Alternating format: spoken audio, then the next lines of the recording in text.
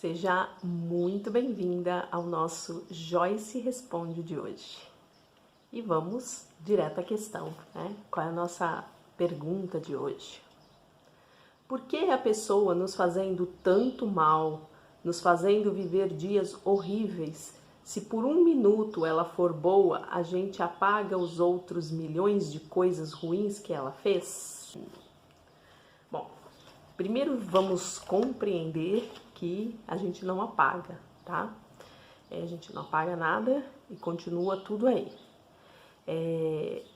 O que acontece é que nós vinculamos, né? O nosso cérebro, ele vincula aos eventos a uma intensidade boa ou uma intensidade ruim. Dependendo do evento, o que a gente associa àquele evento, é como nós vamos responder aquilo. Por exemplo, se eu quero fazer dieta, quero emagrecer, e ao processo de emagrecimento eu vinculo mais dor do que o benefício.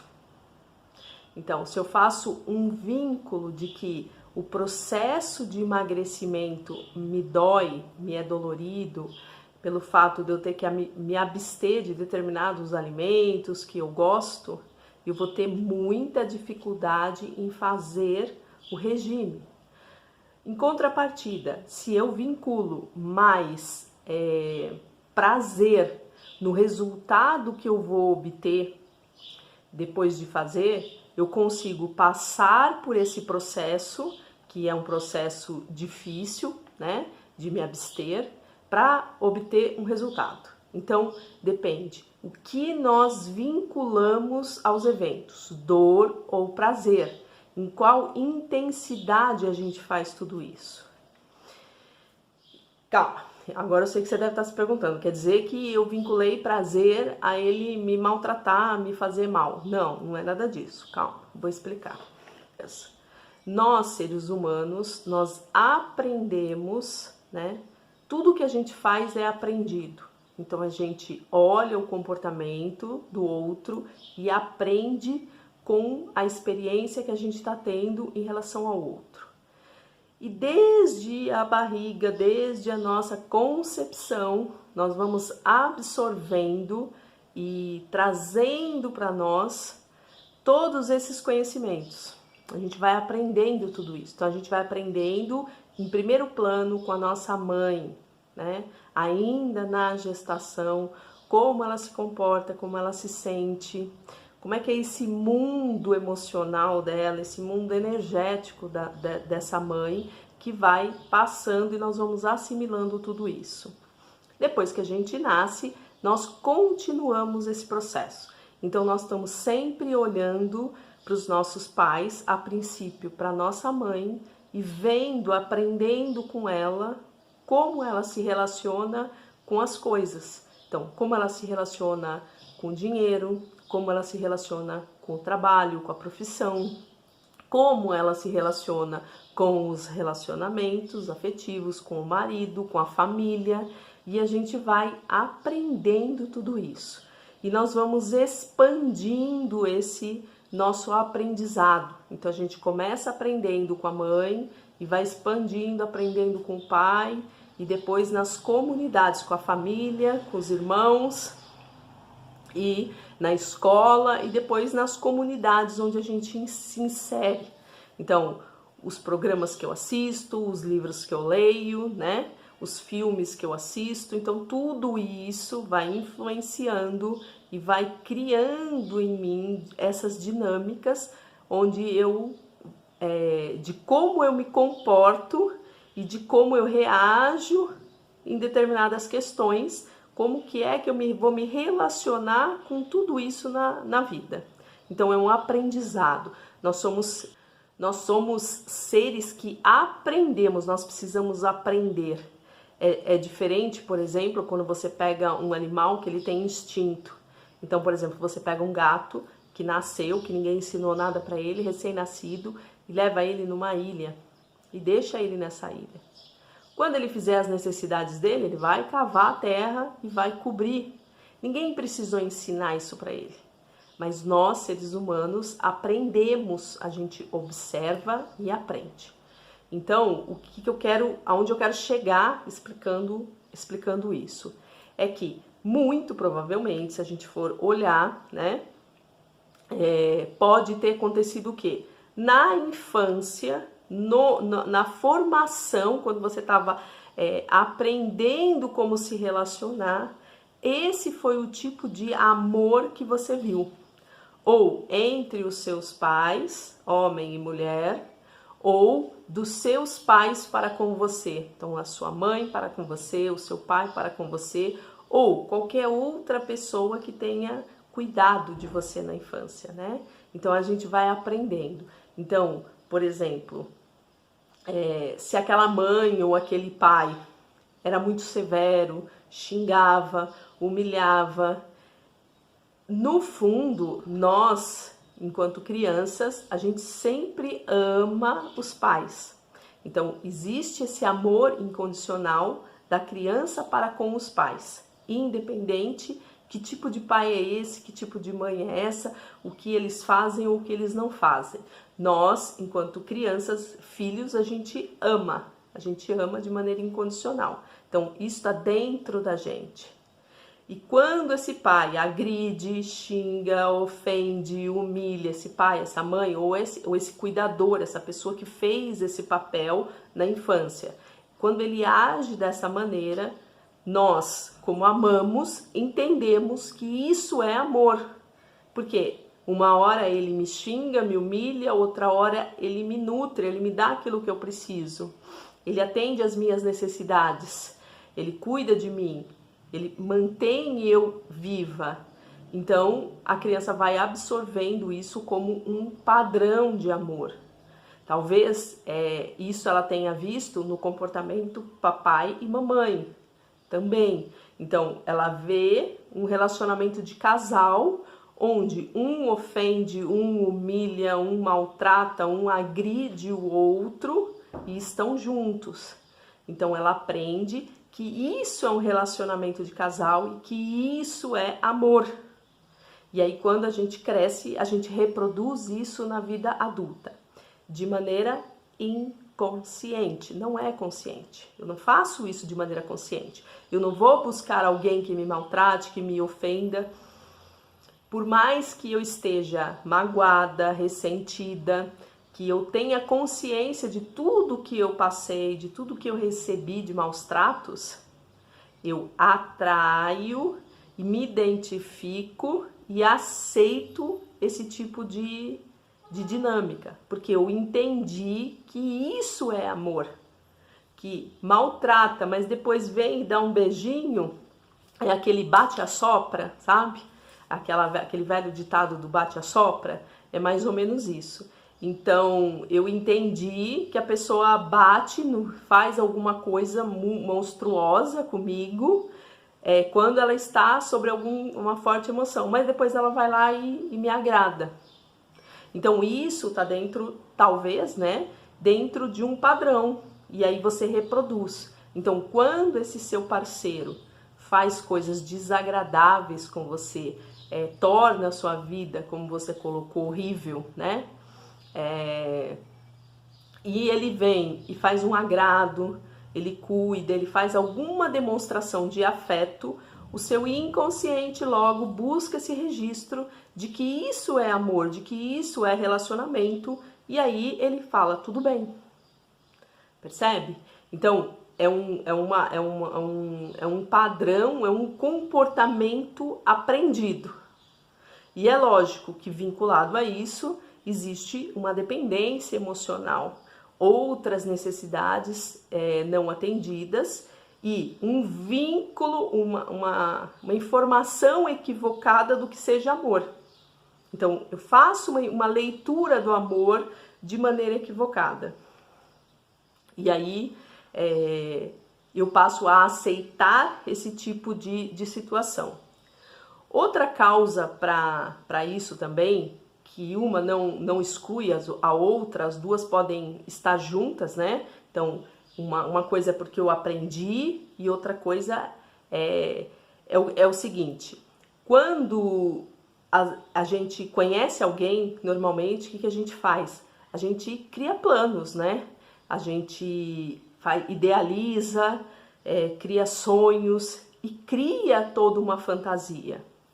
E o que acontece? A nossa mente não consegue distinguir o que é real do que é imaginário. Então, vamos lá. Talvez essa pessoa, quando se apresentou para você, ela já não fosse, né, o príncipe encantado. Ela já estava mostrando quem ela é. Ela não necessariamente era essa pessoa linda e maravilhosa. Ela já dava amostras de tudo. Só que, dentro de uma visão infantil, você idealizou alguém. Então, dentro de uma visão infantil, eu idealizo alguém. Eu crio um personagem perfeito para os meus sonhos. E a minha mente, o meu cérebro não consegue, a mente não consegue distinguir se é o real do imaginário. Então, aquilo que eu estou projetando no outro, de que ele é perfeito, de que ele é maravilhoso, de que nós vamos ter uma família linda, de que nós vamos construir isso, nós vamos construir aquilo, porque ele atende todas as minhas necessidades, porque ele é a pessoa perfeita, né? A metade da laranja, como se fala por aí. Então, talvez eu tenha só idealizado e não necessariamente ele se apresentou. Ou, às vezes, ele se apresentou assim para você. Ele alimentou todo esse sonho. E aí o que acontece? A gente se apega nesse sonho. E quando a gente se apega no sonho, a gente não quer abrir mão.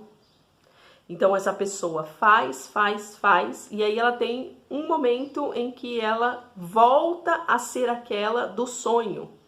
E aí você tá apegada no sonho, você tem muita dificuldade de abrir mão de tudo que você sonhou com aquela pessoa, de toda aquela vida plena, maravilhosa, bonita que você idealizou, mas que só existe na sua cabeça. Então, tudo isso só existe na sua cabeça, mas você tá apegada àquilo.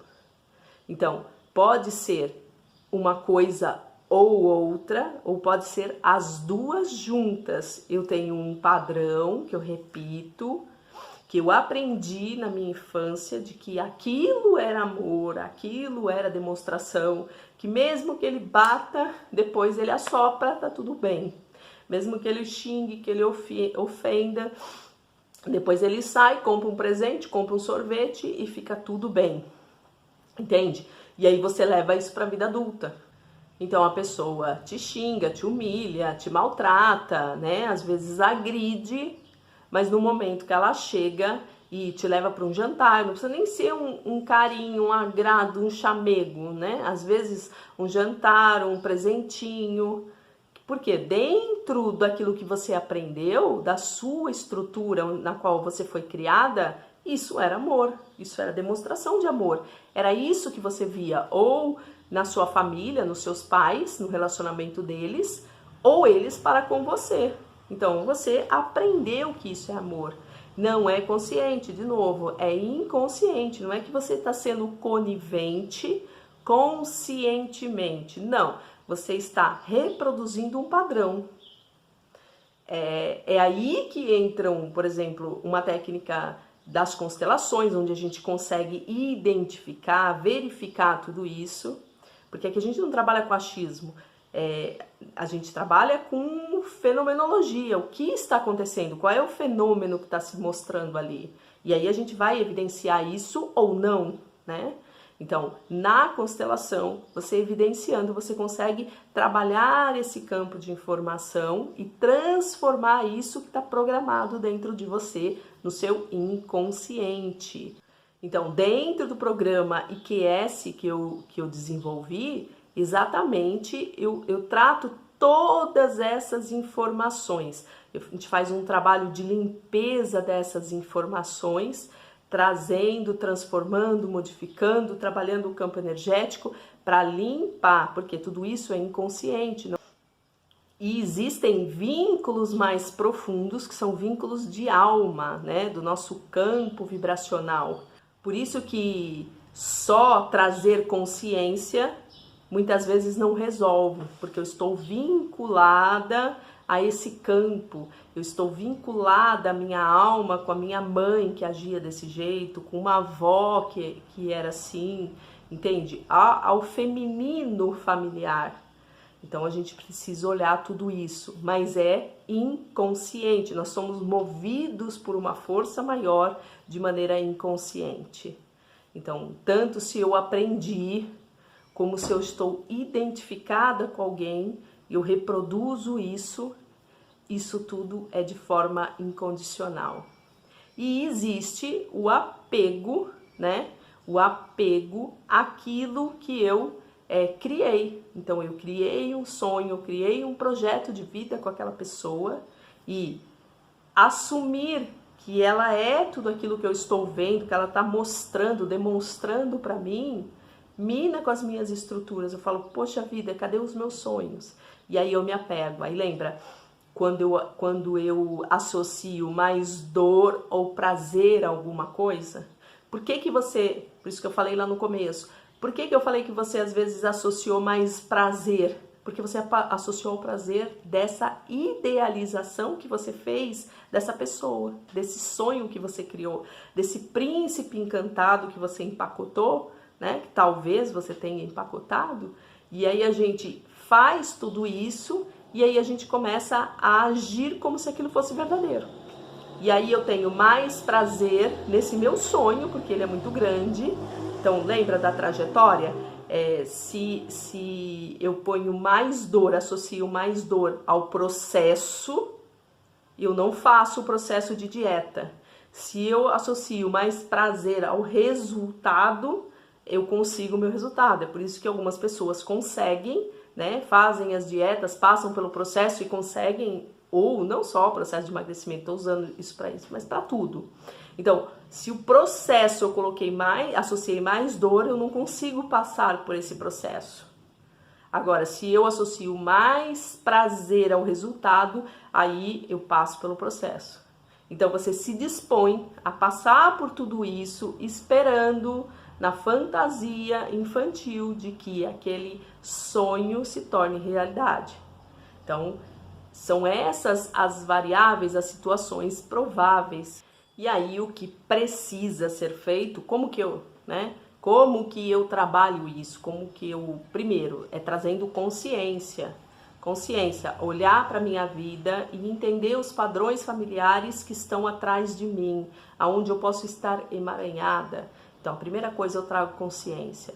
Olho se existe essa fantasia que eu talvez tenha criado, esse sonho, né? Idealização dessa pessoa, desse relacionamento, quantas expectativas eu investi, né? Porque dependendo do tamanho do investimento que eu fiz eu falo aqui investimento emocional, né? Em gerar expectativas, em criar um monte de expectativas, imaginar algo muito grande, e aí de repente isso eu não aceito abrir mão disso, eu não aceito perder.